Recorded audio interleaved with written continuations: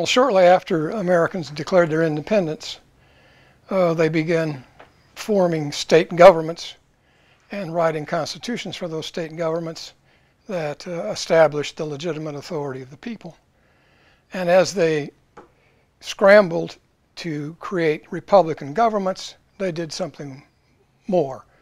They established or developed a republican society. And this republican society became relatively a cultural system that permeated the country, and an ideology that gave shape and meaning to people's actions and speech. Now, for our purposes, to understand the ideological origins of republicanism is to understand the ideological origins of the Second Amendment, because they arise from the same well of thought. And the Second Amendment is a clear manifestation, a concrete manifestation of Republican thought. After the end of the French and Indian Wars, when British actions towards Americans began to change, proclamation lines, Sugar Act, Stamp Act, so on and so forth, Americans scrambled to respond to that, and you begin to find they draw upon different wells of thought: classical antiquity, English common law, Enlightenment rationalism. But what you find in these early pamphlets, that the thought from those appear almost as decorative, almost as illustrations, illustrative rather than determinative. But there's one single and very important exception to that, and that's John Locke, his treatises on government. Locke, in his idea of a social compact, or what we might term the protection allegiance covenant, emphasized quite often the resistant side of that. And, of course, his belief that if the government that was formed by the citizens became overbearing or tyrannical, the citizens had the right to alter or abolish that government. And it's interesting that alter or abolish appears in our Declaration of Independence. So John Locke becomes embedded in American thought. He's the conduit through which Americans begin to talk in a rebellious way. But the most important set of writers at this time period are people we might refer to as the English Commonwealthmen: John Trenchard, Thomas Gordon, James Berg, Richard Price, people that are not everyday names. But these are people who transmitted the radical ideas of the 17th century, the English Revolution and the Commonwealth, into the 18th century. And they formed a theory of politics that gave meaning or helped to explain why the British were doing what they were doing, and also established an American response to that. And out of that theory of politics comes the substructure, superstructure, if you will, of American republicanism. Now, these writers were writing out of an antipathy towards what was happening in Great Britain. They assumed that all civilizations went through stages, and as they became more advanced, they eventually began to decay and become corrupt. The problem from their perspective is that the alliance between king and parliament and a powerful government was speeding that process along, was speeding England towards corruption and decay. But those ideas are very unpopular in England. They don't catch on. But those ideas are simply swallowed up by Americans because it makes sense of their circumstances. And out of that comes an American theory of politics that sees behind every political action power. Power was the force that was running politics. Power was the force that was changing British society. And so they developed an idea that the world is divided into two great spheres: the sphere of power, the sphere of liberty. The sphere of power, decadent, corrupt, decaying, but the primary characteristic of it is its ceaseless aggression against the realm of liberty.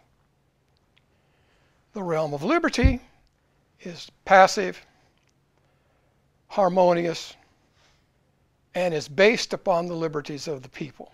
American writers begin to see a conspiracy. They don't think that the actions being taken by the British government are accidental or ill-conceived. They're part of a conscious conspiracy against liberty, a conscious conspiracy to spread the corruptions of Great Britain into the American colonies. How does Great Britain do this? Well, multiple office holders, placemen, unconstitutional parliamentary taxation, chipping away at the prerogatives of the colonial judiciary or the colonial legislatures. But most importantly, particularly for our purposes, it's always done with the power of a professional or standing army. Standing armies, the members of standing armies had no loyalty to nation, no loyalty to place. They would do whatever they were told by whoever was paying them. The vast majority of soldiers in the British Army weren't even English. So if that's the means whereby the realm of power expanded its aggressive tendencies, what protected the realm of liberty? Well, Americans depended upon their militias.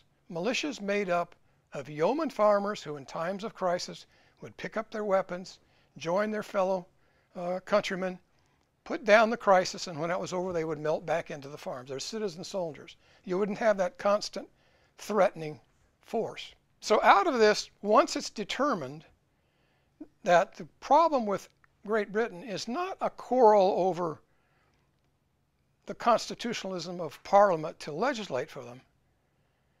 The problem is fighting against this ministerial conspiracy. And once that becomes clear to Americans, republicanism takes on a whole new aura. It takes on an aura of a moral regenerative creed. The lamp of liberty had been extinguished in England. It still burns brightly in America. Not to resist the British would be to turn against their very principles, to give up their integrity.